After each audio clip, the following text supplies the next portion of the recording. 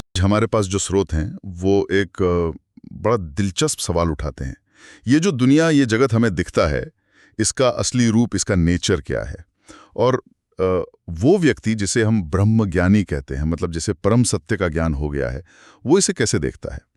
हाँ, हमारे पास कुछ ऐसे अंश हैं जो इसी पहेली पर रोशनी डालते हैं।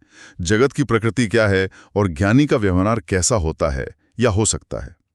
तो आज कोशिश यही रहेगी कि इन स्रोतों की मदद से समझें कि भाई एक ज्ञानी और एक अज्ञानी, हम जैसे आम लोग, इनकी दुनिया देखने की दृष्टि में फंडामेंटली क्या अंतर है और वो जीता कैसे है, उसका आचरण कैसा होता है। चलिए इस पर बात करते हैं। बिल्कुल। और ये स्रोत जिनमें भगवद गीता जैसे ग्रंथों के भी संकेत मिलते हैं, वो यही कहते हैं कि जिसे हम ये ठोस सच्ची दुनिया मानकर चलते हैं ना, परम सत्य को जानने वाले के लिए उसकी दृष्टि में इसका स्वरूप कुछ और ही होता है। यहाँ दो शब्द बहुत महत्वपूर्ण हो जाते हैं, मिथ्या और सत्य। मिथ्या का मतलब ये नहीं कि वो शून्य है या है ही नहीं, नहीं, बल्कि एक तरह का सापेक्ष सत्य जो दिखता तो है पर उसका आधार कुछ और है। और सत्य मतलब वो परम यथार्थ जो बदलता नहीं।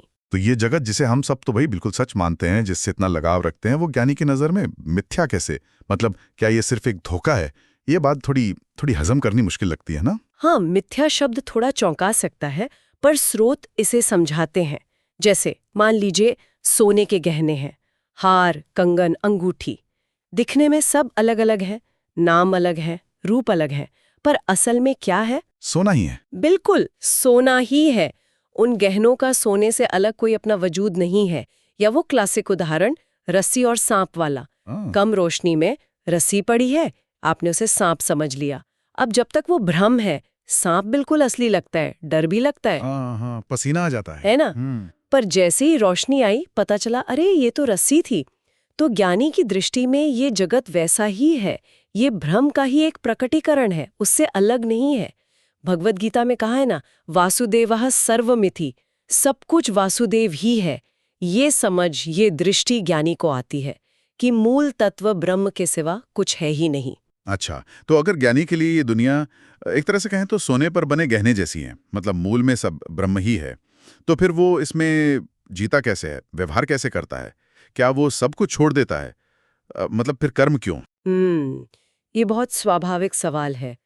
पर स्रोत कहते हैं कि जरूरी नहीं कि वो कर्म छोड़ दे। वो कर्म करता है, पर उसका ढंग बिल्कुल अलग होता है। एक तो वो सहज रूप से करता है, मतलब बिल्कुल नेचुरली, बिना किसी तनाव के, जोर जबरदस्ती के। और सबसे बड़ी बात, अनासक्त होकर, मतलब फल की इच्छा के बिना। और ये भाव कि मैं कर रहा हूँ, वो अहंकार, वो नहीं होता। कर्तापन का भाव नहीं रहता। हाँ, जैसे सोना गहना बनने की प्रक्रिया से गुजरता है, पर रहता तो सोना ही है ना। वैसे ही ज्ञानी संसार के काम करते हुए भी अपने असली स्वरूप में, ब्रह्म भाव में टिका रहता है। उसके व्यवहार में वो राग द्वेष, पसंद नापसंद, ये कामनाएं, वो अहंकार, ये सब नहीं होता। कर्म तो होते हैं, पर करने वाला मैं भाव गल चुका होता है। लेकिन फिर यहाँ एक दिलचस्प बात आती है, जो शायद स्रोतों में भी है, कि बाहर से देखने पर ज्ञानी और अज्ञानी के कामों में ज्यादा फर्क ना दिखे, हो सकता है। अगर ऐसा है तो फिर ज्ञान का फायदा क्या हुआ, मतलब प्रैक्टिकल लेवल पर? हाँ, ये बिल्कुल सही पॉइंट है। और यहीं पर असली बात है। फर्क बाहरी एक्शन में शायद उतना ना हो जितना अंदर की स्थिति में है, अंदर की समझ, अंदर की दृष्टि में है। ज्ञानी के अंदर ये बोध पक्का हो गया है कि सर्वम खलुविदम ब्रह्मा, ये जो कुछ भी है सब ब्रह्म ही है। तो इस समझ की वजह से वो अंदर से शांत रहता है, स्थिर, सम रहता है। परिस्थितियां चाहे जैसी भी हो, उसका व्यवहार कोई ओढ़ा हुआ नहीं होता, वो उसकी भीतरी स्थिति का ही प्रकटीकरण होता है। जैसे सोचिए कोई गहरी नींद से जागे और उसे एकदम साफ हो जाए कि अभी जो उसने सपने में पूरा राज्य चलाया या युद्ध लड़ा, वो सब सपना था, सच नहीं था। हाँ, जागने के बाद वो सपने का सुख दुख असर नहीं करता। बिल्कुल, जागने के बाद वो उस सपने के राजा बनने पर खुश नहीं होता या हारने पर दुखी नहीं होता। कुछ कुछ ऐसी ही दृष्टि ज्ञानी की इस जागृत जगत के प्रति हो जाती है। तो इसका मतलब ये हुआ कि सारा खेल बस ज्ञान का है, बोध का है। ये जानना कि असलियत क्या है, यही सब कुछ बदल देता है, या ये सिर्फ एक इंटेलेक्चुअल अंडरस्टैंडिंग है? हाँ, ज्ञान ही वो चाबी है जो पूरा नजरिया बदल देती है। देखिए, जब तक ये बोध नहीं है, तब तक यही दुनिया, इसके सुख दुख, अच्छे बुरे, अपने पराये, यही सब परम सत्य लगते हैं और हम इन्हीं भेदों में उलझे रहते हैं। ज्ञान होने पर यह भेद दृष्टि मिट जाती है और अभेद दृष्टि मतलब एकता का बोध वो जागता है। तब जगत का असली रूप कि वो ब्रह्म ही है वो अनुभव में आने लगता है। और ये सिर्फ किताबी ज्ञान नहीं है, ये एक गहरा अनुभव है, एक साक्षात्कार। तभी तो भगवत गीता में कृष्ण कहते हैं, ज्ञानी के लिए ज्ञानित्वात्मेव मे मतम, ज्ञानी तो मेरी आत्मा ही है, ऐसा मेरा मानना है।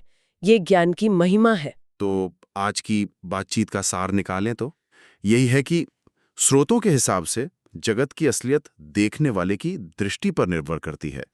ब्रह्मज्ञानी के लिए ये जगत ब्रह्म का ही रूप है, मिथ्या है पर उससे अलग नहीं, और अज्ञानी इसे ही अंतिम सत्य मानकर जीता है। और ज्ञानी का व्यवहार सहज होता है, अनासक्त होता है, अहंकार से परे, और इसका कारण उसकी वो गहरी आंतरिक समझ, वो ज्ञान है। बिल्कुल।